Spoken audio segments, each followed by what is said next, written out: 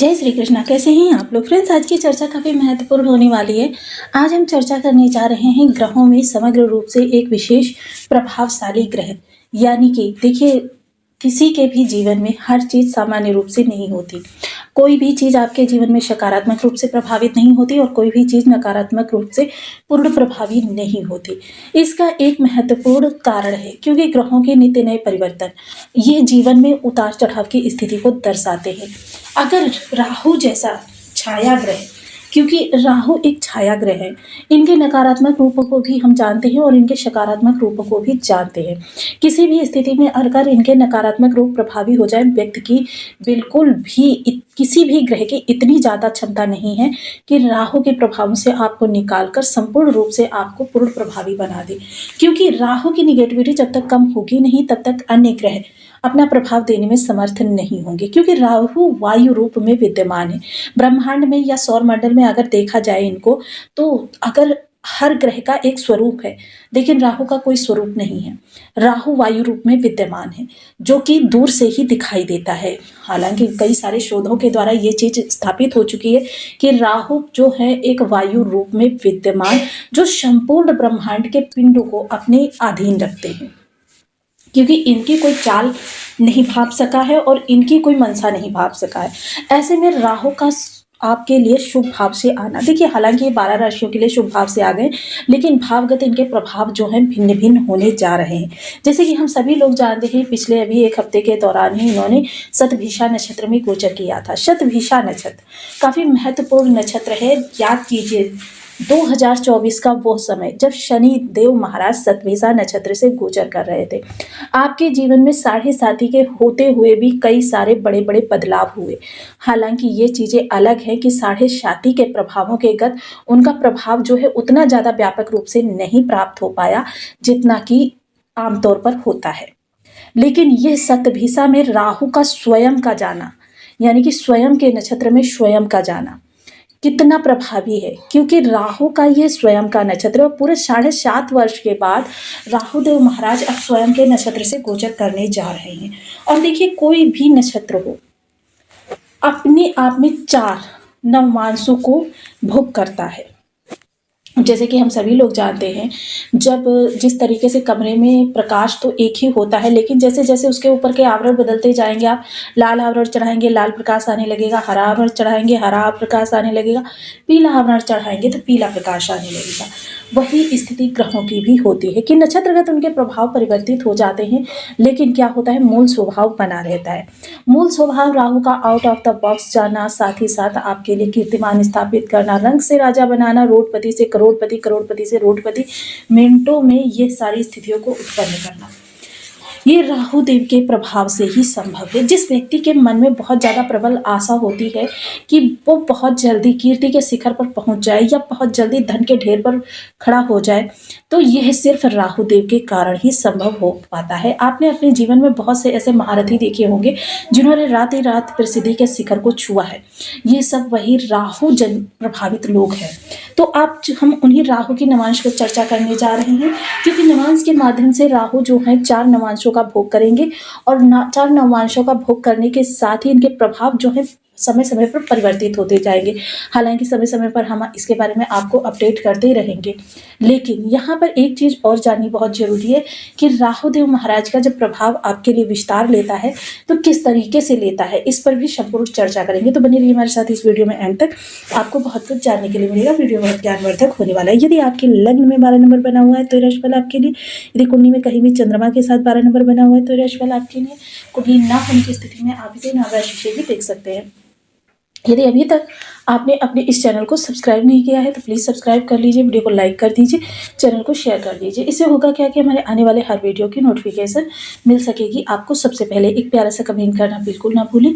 Comment से हमें बहुत मोटिवेशन मिलता है, हौसला मिलता है और ये पता चलता है कि आप और क्या जानना चाहते हैं। तो काफ़ी महत्वपूर्ण समय इस समय पर रहने वाला है कि राहुदेव महाराज के प्रभाव से आपके जीवन में बड़े बड़े परिवर्तन इस दौरान होते हुए देखे जाएंगे। चीज़ें आपके अनुकूल होती हुई देखी जाएंगी। राहु जब आपके जीवन में के अनुसार आपके प्रभाव जो हैं बहुत अब बड़े-बड़े प्राप्त होने जा रहे हैं, क्योंकि राहु देव महाराज जो देखिए इस समय पर शतभिषा नक्षत्र से गोचर कर रहे हैं। तो शतभिषा नक्षत्र के 4 नवमांश है। प्रथम नवमांश जो होगा वो गुरुदेव का नवमांश होगा, यानी सकारात्मकता का। और सकारात्मकता के प्रभाव में जब राहु देव आएंगे तो राहु देव के प्रभाव, अब जैसे कि हम सभी लोग जानते हैं कि देखिए धनु का जो प्रतीक चिन्ह है वह एक लक्ष्य भेदन की ओर इंगित करता है कि लक्ष्य। इस दौरान अगर अभी तक आपने अपने लक्ष्य पर बिल्कुल भी अपना नियंत्रण नहीं किया है तो सबसे पहले तो लक्ष्य को निर्धारित करेंगे। लक्ष्य निर्धारण करना परम आवश्यक है जीवन में। जिनके जीवन लक्ष्यहीन होता है उनके जीवन में किसी भी प्रकार के आधार हीन जीवन कह सकते हैं उनका। तो इस समय आप सबसे पहले तो लक्ष्य निर्धारण करेंगे। उस लक्ष्य का भेदन करने के लिए आपको जिन भी चीज़ों की आवश्यकता होगी उन चीज़ों के लिए प्रयास करते हुए देखे जाएंगे। उन चीज़ों में प्रयास चाहे वो धन के लिए हो, चाहे आपकी टीम के लिए हो, या फिर आपका फोकस, या फिर आपकी किसी स्किल की बात करी जाए, इनमें से जो भी कमी आपके पास होगी आप उसके लिए इस समय पर प्रयास करते हुए देखे जाएंगे।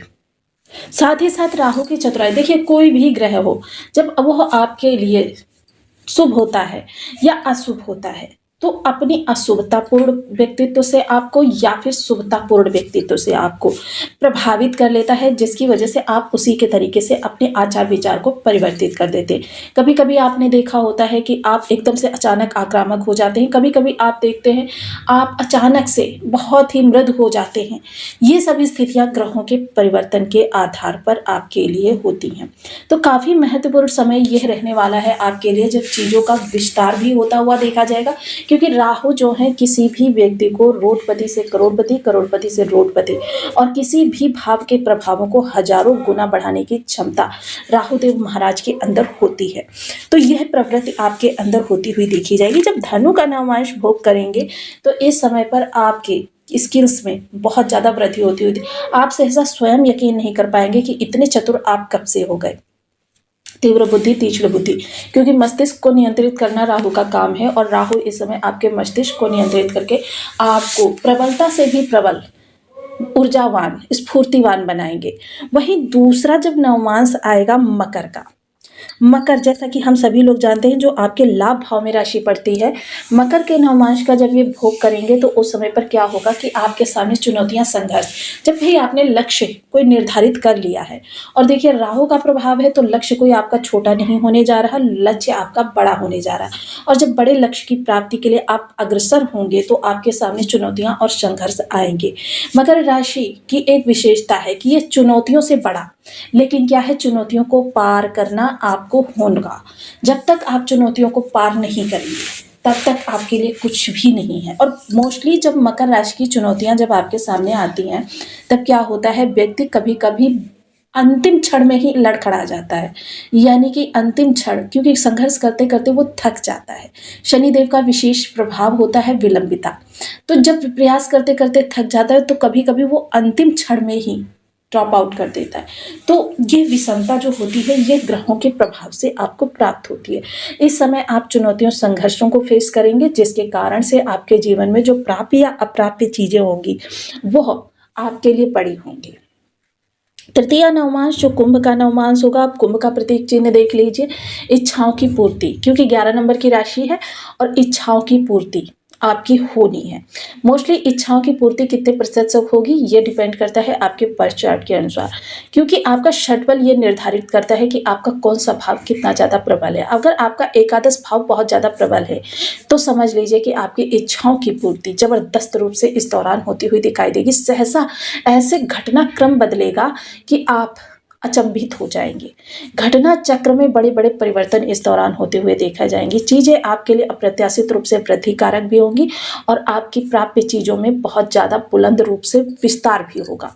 सोशल सपोर्ट आपको बहुत अच्छा मिलेगा। किसी भी व्यक्ति की अगर ज़रूरत है आपको अपने कार्यों को आगे बढ़ाने के लिए तो वो इस दौरान आपकी, कहते हैं ना, जब बिन मांगे मुराद पूरी होना, तो ये वही समय होगा जब आपकी मुरादें, बस मन में इच्छा होनी चाहिए तो उसके आधार पर पूरी होती हुई दिखाएंगे। चतुर्थ नवमांश होगा स्वयं मीन का नवमांश होगा। यह समय काल जो होगा वो संतुष्टिदायक, यानी कि देखिए कभी कभी ऐसा होता है कि हमने बहुत कुछ कर लिया होता है, अब हम उस स्थान पर खड़े होते हैं कि जब अगर जीवन में कुछ आगे नहीं बढ़ रहा है, जितना है उतना ही आपका चलता रहे, तो भी आप बहुत अच्छे जीवन को जी सकते हैं।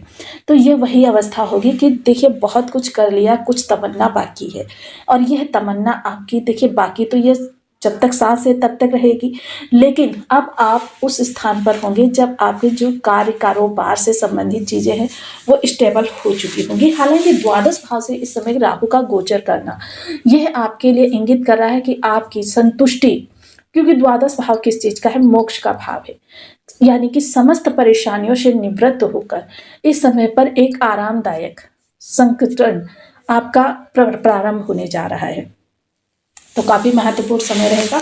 लेकिन यहाँ पर एक चीज और जाननी बहुत आवश्यक है कि राहु देव महाराज जो एक वक्री ग्रह है, वक्र अवस्था में विचरण करते हैं, और वक्र अवस्था में विचरण करने के साथ साथ ये देखिए इस समय प्रथम नवमांश से गोचर ना करके ये चतुर्थ नवमांश से प्रवेश करेंगे, यानी कि गुरुदेव महाराज के मीन नवमांश से।